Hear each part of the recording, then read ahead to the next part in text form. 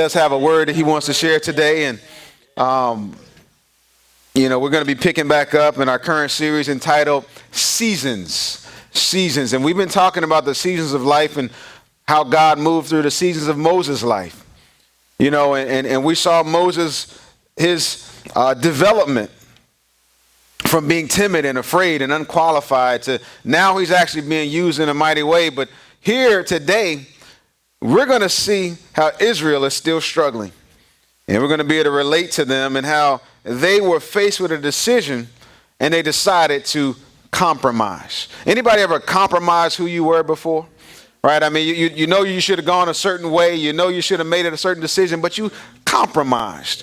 And all of us have made the mistake of compromise, but I want you to understand that every compromise has a cost. And I've learned, somebody taught me a long time ago, my old pastor, he said, whatever you compromise to gain, you will ultimately lose. Y'all ever felt that way before? You compromise to gain something, but you ultimately lost it.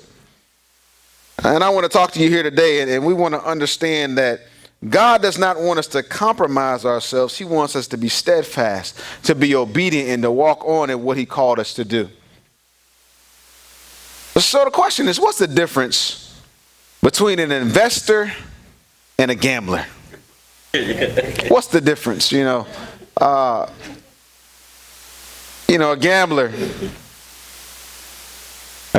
right? A gambler will hit a hot streak. A gambler may go to Atlantic City or what is it, Maryland Live, or y'all help me out here. What's the other casinos around here? Dover, whatever. Vegas. Like, I'm going next week. But a gambler will hit a hot streak. And all of a sudden they feel very successful. But that same gambler can hit rock bottom. And all that happens is they ride a high wave and they ride a low wave. But the thing I've learned is that the house always wins. But then you have an investor. An investor looks at things a little bit differently. Y'all ever heard of Warren Buffett before? Right? Warren Buffett is considered the most successful investor of all time. Now, as I look at this thing, an investor, no matter what the market is doing, they keep on investing because they understand market cycles. When things go up, things go down, but they understand if they are consistent in investing, they will ultimately win. I read a story about a lady. She had about $5,000 back in 1940. And she didn't know a whole lot, but she understood if I just take my little bit and consistently invest it. In 1995, when she died, she left her alma mater $22 million. She started with $5,000, but she consistently invested, and that investment compounded interest over time. She did not worry about what the market was doing. She kept on investing. Now, Warren Buffett understands something that I want you to understand. Grab hold of this. You see, when things get worse in the market, he actually invests more because he understands that when things have gotten bad, now all of his investments are now on sale. Let that sink in for a minute. See, spiritually, when things are going bad, if you and I can keep investing in God's kingdom, keep investing our praise, keep showing up and giving God our time, our talents, and our treasures, God's plan and his purpose is now on sale. And sometimes we're looking at life and things are going bad and we want to jump ship. We want to compromise. We want to give up now. But understand that if you can just ride the market of faith and consistently sow into God's kingdom, you'll have compound interest. Your little bit of praise, your little bit of worship, when things are worse, when all hell is breaking loose in your life, you're saying there's no way this is going to work out, but I am trying my best to be faithful and to be obedient. That's compound interest. And if you could look to, if your future self could come back and talk to you right now, If your omega self, the one on the end, recognizing what God has for you, if he or she could come back and talk to you right now, they'd probably slap you upside the head and say, get yourself together. Because what God has for you is so much bigger than what you're going through right now. I hadn't even started preaching yet. I'm just giving you the introduction, okay? Just give you the introduction.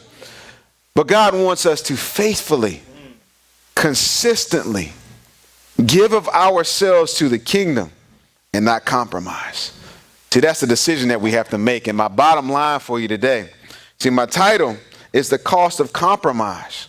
But there's also a subtitle, it's The Blessing of Obedience.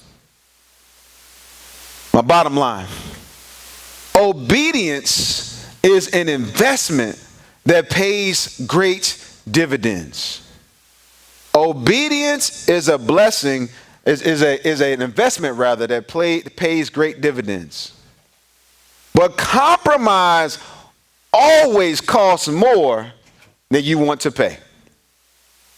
Compromise will always cost more than what you want to pay. So let's look at what the word says. When the people saw that Moses delayed, let that word sink in. When the people saw that Moses delayed to come down from the mountain, the people gathered themselves together to Aaron and said to him, up, make us gods who shall go before us. As for this Moses, the man who brought us up out of the land of Egypt, we do not know what has become of him. So Aaron said to them, take off the rings of gold that are in the ears of your wives, your sons and your daughters, and bring them to me. So all the people took off the rings of gold that were in their ears and brought them to Aaron. And he received the gold from their hand and fashioned it with a graving tool and made a golden calf. And they said, these are your gods, O Israel, who brought you up out of the land of Egypt. When Aaron saw this, he built an altar before it. And Aaron made a proclamation and said, tomorrow shall be a feast to the Lord. And they rose up early the next day and offered burnt offerings and brought peace offerings, not to God, but to the calf. And the people sat down to eat and drink and rose up to play. Turn up time in the camp. Turn up time in the camp. Not turn up, but turn up. So what happens here? What happens here? And then, see, the Israelites got tired of waiting. They got tired of waiting. Now, y'all know what it's like to get tired of waiting. Fellas, you ever been waiting for your wife to get ready? And it takes so long. My man up here, he was waiting for her to get ready. He had a baby. He's still waiting. That baby is now 37. We get tired of waiting in life. We get tired of waiting for God to answer the prayer. We get tired of waiting for God to show up. We get tired of waiting for people to change. We get tired. Y'all ever been in a long line? I mean, you pop in the store, and yeah, I don't know about you, but sometimes I get in that line, and in the grocery store, I get into this line, and it seems kind of long. And the lady in front, I got 3 things. And the lady in front of me's got 133 things. And you know, sometimes she'll say, well, you can go ahead, but sometimes she'll say, nope. All right. And the thing is, when you are waiting in that line, you're going to do a couple things. You're either going to say, man, it ain't even worth it, right? And you're either going to say, it's not even worth it, or you're going to decide, I'm going to pop in this other line that now looks shorter. Y'all ever pop in the line that looks shorter? And the person behind you, they checked out and gone on. They at home cooking their stuff and you still in line. Sometimes when we decide that we are not going to wait, we abort that process and we decide that it's not worth waiting for any longer and we go a different route. But it ends up costing us more than we ever would have paid in the first time. That's what compromise would do in our lives. You see, technically, Moses, as I was studying this, it just blew my mind. The revelation, the theology here was so deep. Technically, Moses was the first person with the tablet downloading data from the cloud. Yeah, I mean, that's wow. I mean, y'all let the revelation sink in for a minute, y'all. Y'all thinking that Apple got it going on, Microsoft got it going. Moses was the trendsetter. Now the thing that happens here, though, now I don't know if they just had a slow Wi-Fi connection or what, but Israel is looking, and Moses should have been back by now. He was their leader. He was the one guiding them through all of this stuff, and he should have come back by now. But instead of waiting, they got tired of waiting because they said, we don't know what happened to Moses, and we got to do something different. Now, sometimes we get so tired of waiting in life that we decide to go do something different. You've been waiting for God to bring change, but because he hasn't brought change yet, we take things into our own hands. We get so tired of waiting for God to show up in our situation that we figure God has left us, and we stop showing up for church. We stop reading our Bible. We stop praising. We stop worshiping. We stop being faithful. We get tired of waiting for God to bring the right spouse into our lives, and we compromise, and now we got baby mama drama, right? And now we got child support, and now we get so tired of waiting for God to make our marriage better, and we decide I'm going to get a divorce because maybe I married the wrong one. We get so tired of waiting for our finances to get better. And we start gambling with our future instead of constantly investing in what God has for our lives. We get so tired of waiting that we abandon the process altogether. And that's why sometimes where people go through radical life change and they lose stuff and they go through the time where they should be pushing harder, they start gambling with their future. But the cost of compromise is so much more you could ever want to pay. So what happens here? What happens here? Their impatience led to idolatry. So the question for us is, what does our impatience lead to in our own lives? Do we decide to say, God, I know you're going to work this thing out in your perfect timing, and I'm not going to get upset because it hasn't downloaded yet into my life. I'm going to now instead, you know what, God, I'm going to stay here because no matter what I do, I know you got me. I trust you. And I'm going to start investing more and more because the more I invest when things are bad, that's the more dividend I get. Let that sink in for a minute. I mean, it's now on sale. See, Warren Buffett, when stocks hit rock bottom, he starts licking his chops because he understands I can now invest when things are the worst. And when it turns around, that's when things are better. The times you feel like praising God the least, the times you feel like praying the least, the times you least feel like being in church, the times you least feel like loving people, that's when you need to do it the most. That's the times you need to do it the most. The times where you feel like, look, you hurt me and there's no reason I should love you. But when you decide to step out and love that person despite how they treated you, that's when God's going to show up and move the most. See, their impatience, though, it led to idolatry. And I know you're like, man, we don't worship calves, and we don't, we're not worshiping all of these things in our lives. But ask yourself, worry is misplaced worship. When I allow the worry of my life to pull me away from God's focus, because an idol is anything that takes the place of God in your life. Anything. And see, right now we're going through, Democratic debates. And in the debates, right, everybody is trying to prove their point to get your vote to elect them to the place of authority. And in our lives, there are all of these things coming at you, right, that you may have never considered before. Some of them candidates, you're like, I don't even know who that is, right? But just because they may talk a better talk than the guy that's there now, we will elect them to a position to get him off of the throne. What things in your life that you never would have considered doing before will you now do because circumstances are such a way that you will now compromise? What's the cost of compromise? What's the cost of compromise? See, some things happen here. When Israel compromised, you see, God was the one on the throne, but they decided, God, you haven't showed up yet, so you must be gone. Your manservant that you put there, we don't know what happened to this Moses. And we need something to worship. We need something to help us. And when we were back in Israel, we were back in Egypt, rather, we used to worship all this kind of stuff. And we're going to turn back.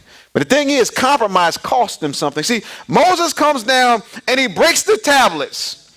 Screen cracked, all that kind of stuff. Just breaks the tablets, right? And these don't work anymore. He broke the tablets. He was so upset, he melted down the idol and they had to drink the water mixed with gold. And ultimately, 3,000 of these Israelites were killed from judgment. That's the cost of compromise. What have we lost because we compromised? Whatever you compromise to gain, you will ultimately lose. And you must understand that your destiny requires consecration and it requires examination. And you can't promote forward until you have passed the test. You see, it says, don't compromise your integrity. Whatever you gain from compromising won't be as much as what you lose. It won't be as much.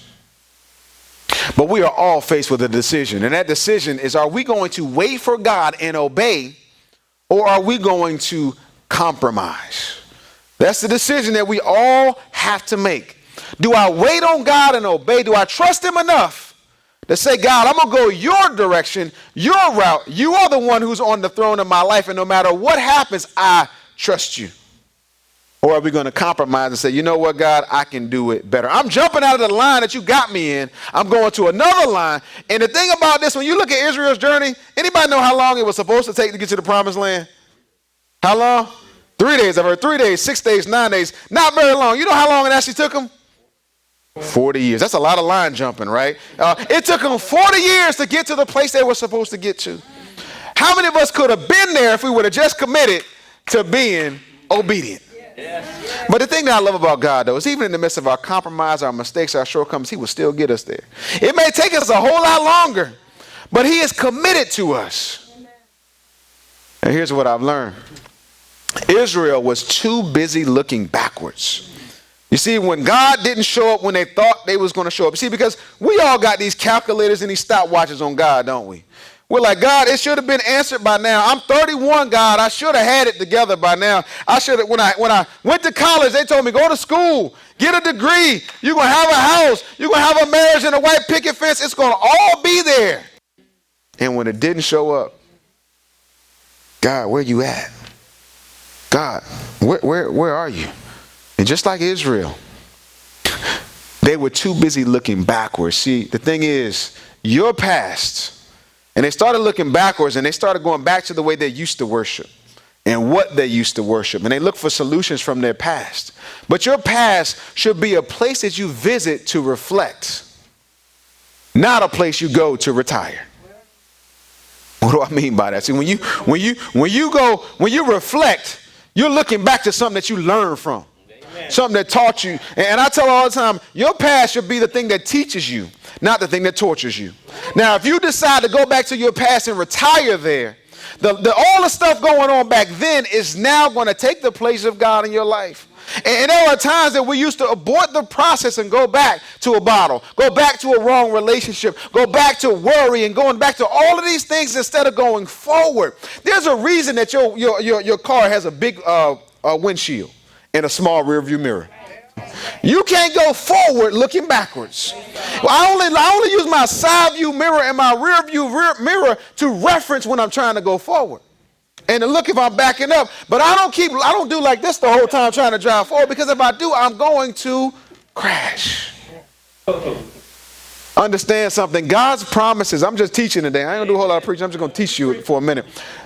God's promises and warnings are conditional on man's response. It's all throughout the Bible. You see, there are landmines planted in our lives. And every time we compromise, we step on a landmine. Now, I was looking this up in the Vietnam War. They said in 1965 alone, more Americans, I think it was 70% of Americans were injured, soldiers injured by stepping on landmines. Not by enemy fire, but by stepping on landmines. And they understood a tactic of warfare was to place strategic landmines, and based on where you stepped, you would be injured. The enemy has placed landmines in front of you, right? If you make the wrong choice, you will step on a landmine and a portion of your life will be injured. Now, a landmine might not kill you, but it'll sure slow you down. Amen. It'll sure mess your legs up. It'll surely injure you. And some of us have stepped on landmines and our relationships are messed up. We've stepped on landmines we've got all these emotional scars in our lives because of landmines and choices that we have made. Amen. But understand something. His promises and his warnings are conditional on our response.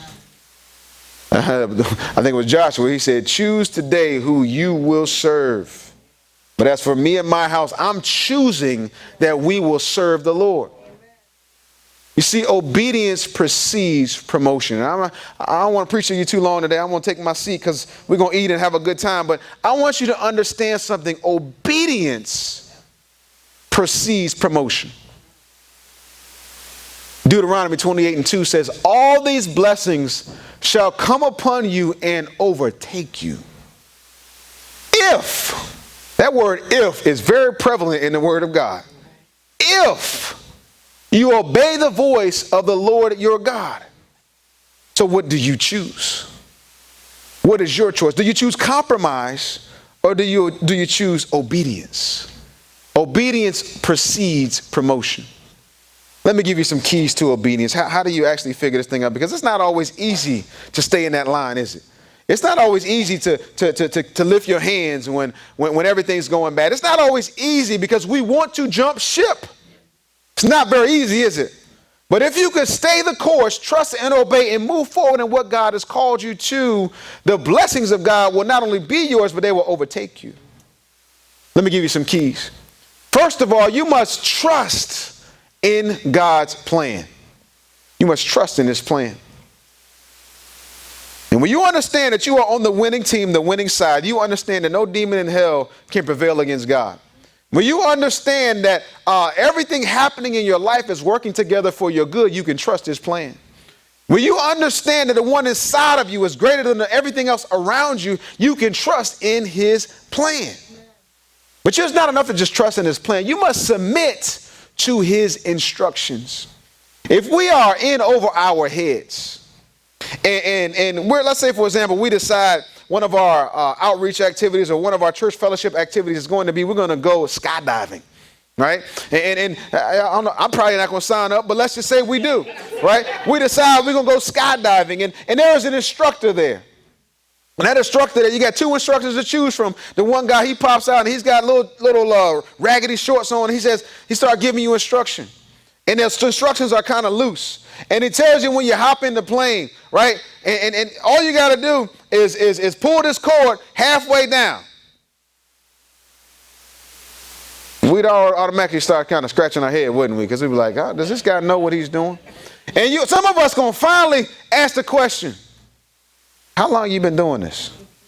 And if he, for example, responds, this is my first day, right? Would you trust him? Would you follow his instruction? But let's say, for example, there was an expert.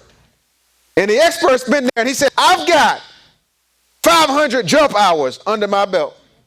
And not only am I going to give you instruction, but you hold on to me.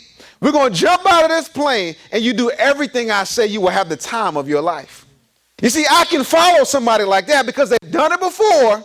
They know what they're doing. And you know what? The whole time on the way down, they're going to be right there with me.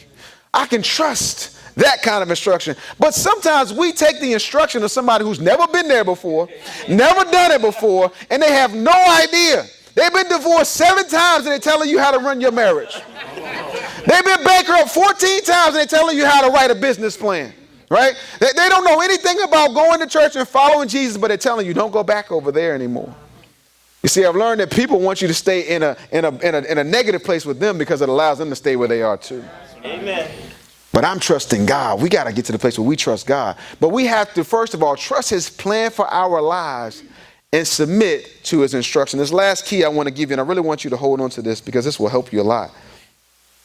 We have to deny all of the other voices. Deny all the other voices.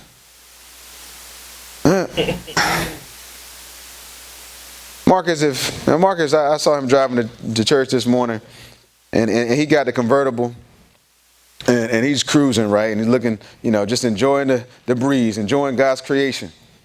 But Marcus, if I hop in your car, and I put my hand on the radio, and I turn the station to what I want to listen to, is that okay? For you. Probably for me. I should have taught him before. He's like, I want to get in trouble today. So give me some instruction. If a stranger hops in your car and he touches the radio, we got a problem. Yeah, we got a problem. Because the driver is in control of the frequency and the music that plays. You are in control of the direction you're going. But there are people, there are voices of the enemy in your life telling you, let's change the channel. Let's go this direction. And those voices are not for your good. Those voices you cannot trust. Those voices don't want you to be at the expected in God. Those voices want you to wander around for 40 years depressed. Wow. Those voices want you to wander around 40 years. Yes. Ready to kill yourself. Those voices want you to wander around 40 years. Say so. If you could just get the station tuned to what the Word of God says. If you could just get the station tuned to the Holy Spirit. If you could just get the station tuned and stay on the right frequency and keep walking the right walk and keep talking the right talk, guess what? You will get to the place God called you to get in the timing that he called you to be there. You see, spiritual maturity isn't measured by how high you jump in praise. Sorry. Spiritual maturity is measured by how straight you walk in obedience. How much you trust God in obedience. I tell young people all the time, I say, listen, you're 20 years old. You're 18 years old. The years of 20 to 30, you can plant and set up a structure in your life. And I'm not telling you it's going to always be easy. But you can set up right now things that you can reap later. Or you can sow right now the things you're going to try to fix later. And some of us have spent the years of 40 and beyond trying to fix everything we jacked up and messed up from 20 to 30. Am I talking to anybody? But if we could just walk in obedience. You see, we must trust that where we are going is better than where we've been. We must trust that where we are going, where God is taking our lives, our marriages, our families, this church is better than where we've been. And when you trust that, you're not going to hop lines. When you trust that, you can be obedient. When you trust that, doesn't matter who tries to change the station, because no matter what, I'm going to trust God. We talked about that last week. No matter what, I'm going to keep praying. No matter what happens, even if I get sick, even if I go into debt, even if they fire me from my job, I recognize that now things are on sale with God. And if I can be faithful during this season, God's going to show himself in such a way that he's going to build my testimony that the world will know that he is real. Y'all are wondering why it's taking him so long to come down. You're wondering why it's taking him so long to heal you. Why it's taking him so long to work things out. Why is it taking him so long? He wants things to go on sale. He wants things to be in rock bottom, because when things get to rock bottom, he will show up and bring you back to the top of the mountain, and only he can get the glory. Yes. But you and I, we must trust him. You see, in John 10, it says this, and I'm going to get ready to close. Every head bowed, every eye closed. I'm getting ready to stop right here. He says, my sheep hear my voice, and I know them, and they follow me. I give them eternal life, and they will never perish, and no one will snatch them out of my hand. Then it also goes on to say, they know my voice, and they will not follow the voice of another.